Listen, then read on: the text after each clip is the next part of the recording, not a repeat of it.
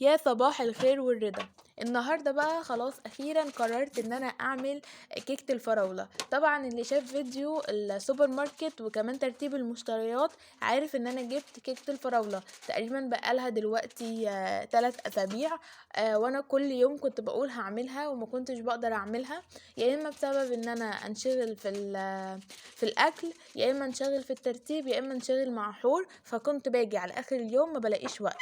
جيت بقى هنا قلت لا، انا هعمل كوبايه شاي كده تظبط دماغي وابدا ان انا اعمل الكيكه واعمل كمان الغدا. بس قلت الاول ابدا بالكيكه. طبعا انا عملتها كتورته، يعني مش كيكه عاديه كده وسبتها. انا قلت اعملها تورته بقى بالمره علشان ايه؟ يبقى تغيير. فجهزت بقى كل حاجه في المعايير، عباره عن نص كوبايه لبن واتنين بيضه، وكمان نص معلقه زبده كنت مسيحاها ومجهزاها وحطاها في المعيار. وحطيت الخليط في الكيتشن ماشين وبدأت بقى ان انا ادمجه كله مع بعضه. وهنا جبت صينية، وبدأت ان انا برضو ادهنها بزبدة. وبدأت بقى ان انا احط عليها الخليط بتاع الكيكة. بصراحة يا جماعة لونها فعلا كان مبهج، يعني انا عمري ما عملتها فراولة خالص، دايما بميل للشوكليت فانيليا. اول مرة في حياتي فعلا اعملها فراولة. لا بجد، الوانها وريحتها كده مبهجة. هنا بقى بدأت ان انا حطيتها بقى في الصينية، وكنت بحاول ان انا احطها كلها علشان كانت بقيتها في الكيتشن ماشين فبنزلها بالمعلقة. وبدأت ان انا طبعا بكون مشغلة الفرن على درجة حرارة 185 قبل ما احطها، وبحطها بقى في الدرج الوسط، ما بحطهاش تحت خالص علشان ما تتحرقش من تحت، ومن فوق والنص تبقى لسه نية. وبدأت بقى ان انا اجهز كريمة الحشو، وكنت برضو جايباها كريم شانتيه فراولة لان انا حبيت ان تبقى كلها فراولة. كنت كمان عايزة احط فراولة على الوش وكده، بس قلت لا هيبقى كتير. كفاية ان انا اعمل الحشوة بتاعتها بالفراولة برضو. هنا بقى بدأت انزلها، ان انا نسيت ان انا احط دقيق في الصينية. انا متعودة دايما ان انا باجي احط دقيق بعد ما بدهن الصينية بالزيت بحط دقيق علشان تبقى سهلة في النزول، بتنزل بسرعة. هنا كانت متمسكة شوية بالصينية بس الحمد لله عرفت ان انا الحق الدنيا. هنا كنت بزود شوية على كريمة الحشو، وبدأت بقى ان انا اجيب صوص الفراولة وجبت الحاجات اللي هزين بيها. طبعا على طول كنت بدوقها وانا بعمل بصوا بقى، هنا بدأت ان انا اقسم الكيكاية بحيث ان انا احشيها في النص فتبقى تورتاية.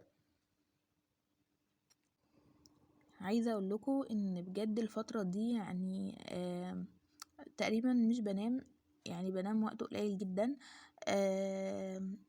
تعبت يعني من الموضوع ده قوي، بس انا بحاول على قد ما اقدر ان انا اتعامل مع الموضوع. فبجد يعني انتوا ازاي عرفتوا تنظموا الوقت؟ يعني ازاي عرفتوا ان انتوا تظبطوا ان انتوا تناموا مع البيبي لما ينام وتصحوا معاه؟ لان هي بتنام في الوقت اللي مفروض ان انا بعمل فيه اكل، بعمل فيه غدا. لان طول الوقت انا قاعده معاها فمش عارفه اعمل حاجه، وبخاف قوي ان انا ادخل بيها المطبخ. وما باجي ان انا بستنى لما هي بتنام فبعمل الحاجه، ما بعرفش ان انا انام جنبها. فانا بقيت اعاني قوي من موضوع النوم، يعني انا بجد تعبت قوي من موضوع النوم. فانتوا عملتوا ايه؟ قدرتوا بيه ان انتوا تظبطوا نوم البيبي بتاعكم؟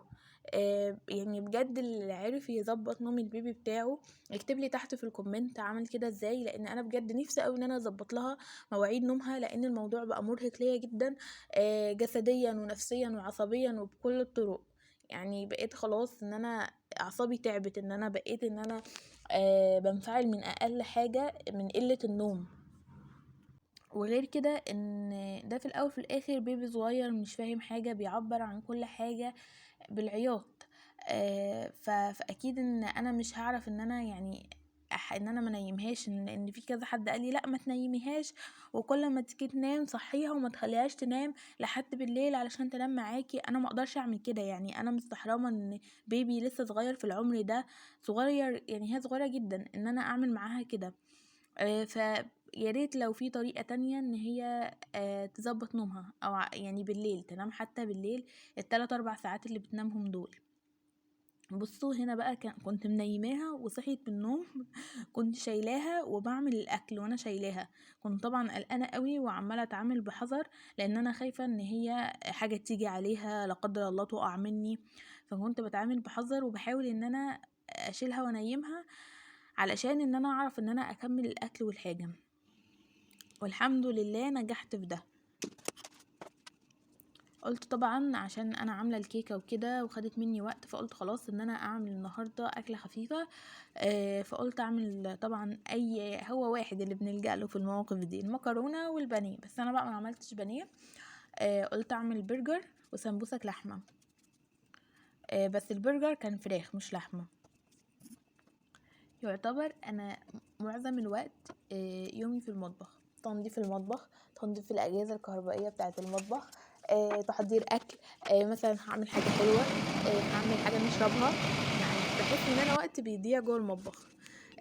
بقيت الشقه لما باجي اعملها بروح اعملها بقى بسرعه بسرعه بسرعه، اللي هو قبل ما حور تصحى، فما بلحقش ان انا اصور لكم. يعني بتكون الدنيا مثلا مش متظبطه خالص، وانا بدات ان انا اظبطها واظبطها قوي، فببقى بظبط بسرعه، ملحقش ان انا بقى اصور وكده علشان ببقى خايفه ان هي تصحى، فببقى بعمل كل حاجه وانا مستعجله. واللي بيحصل في معظم الوقت ان هي ممكن في ايام تبقى مثلا تفضل صاحيه وما بقاش اعرف اعمل منها لا اكل ولا غدا ولا اي حاجه. بالذات بقى الايام اللي بتبقى مثلا بطنها وجعاها عندها مغص الكلام ده. فبجد تحية لكل ام على المجهود الجبار اللي هي بتعمله بجد. وعايزه اقول لاي بنوته لسه ام جديده او اي ام ان لا احنا الحمد لله فعلا اقوياء، وان احنا نحاول نستحمل، ومهما حسينا بضغط برضو لازم ان احنا نبقى اقوياء وما نستسلمش، لان هم مسؤولين مننا وهم لسه صغيرين مش ذنبهم حاجه، وهم لو بيعملوا كده مش قصدهم يتعبونا. فربنا ان شاء الله يعيننا ويقوينا.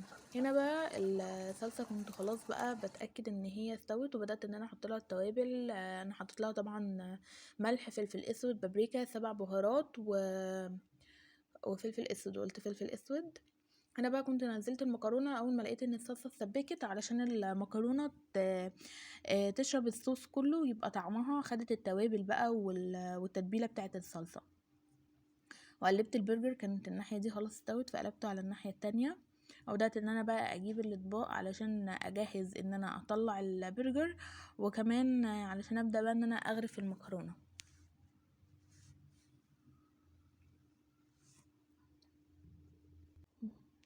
انا كل مره كنت بجيب برجر لحمه اعمله في البيت، المره دي قلت لا اجيب برجر فراخ وكده، لا طعمه طلع رهيب. انا كنت خايفه ان هو ما يبقاش حلو قوي زي اللي احنا بناكله من ماكدونالدز وكده، لا بس طلع بجد طعمه حلو قوي. هنا بقى كنت بحط السمبوسك، الزيت كان سخن قوي، فاول ما حطيتها اتلسعت بسرعه وخدت وش، فكنت بحاول على قد ما اقدر ان انا اقلبها بسرعه واقلبها كتير علشان ما تتحرقش. وهنا دقت المكرونه بقى اتاكدت ان هي تمام واستوت. عاوزه اقول لكم ان الفتره دي ان شاء الله انتظروا فيديوهات جامده جدا، وانتظروا ان شاء الله تنظيف الاجهزه الكهربائيه، وهقول لكم على شويه حاجات تعملوها وانتوا تنظفوا الاجهزه، هتخلي الاجهزه بتاعتكم حلوه جدا وبتنور. وان شاء الله راجعين بقى بالروتين بتاعنا وبكل حاجه بقوه ان شاء الله. والله يا جماعه الناس اللي بتقعد تقول لي يا ضحى نزلي فيديوهات كتير، انت ما تنزليش فيديوهات ليه، وبيكتبوا لي في الكومنتات، ان شاء الله باذن الله بدون مقاطعه هحاول ان انا انزل لكم فيديوهات كتير قوي الفتره دي، وخلاص بقى رمضان داخل علينا ان شاء الله، وهيبقى في تجديدات وحاجات جميله قوي هنزلها لكم كلها ان شاء الله باذن الله على القناه. هنا خلاص بقى كنت خلصت وبدأت ان انا اغرف بقى الاكل. الروتين بتاعنا النهاردة صغير شوية، بس انا حبيت ان انا اوريكم يوم من الايام ممكن يعدي ليا في ان انا بس ادخل المطبخ اعمل اكل واعمل حاجة حلوة. ما اقدرش ان انا اعمل حاجة اكتر من كده. فعادي متضغطوش على نفسكم، وكل يوم جديد هو فعلا بداية جديدة بدون يأس. وبجد شكرا على كل الكومنتات الجميله اللي انا بشوفها منكم، ولو انا ما بردش عليكم كلكم فاعذروني، بس انا بحاول ان انا ارد عليكم كلكم. وما تنسوش ان انا كل يوم هنزل لكم فيديو شورتس. وبكده يكون الفيديو بتاعنا النهارده خلص، واشوفكم في فيديو جديد. ما تنسوش تشتركوا في القناة. سلام.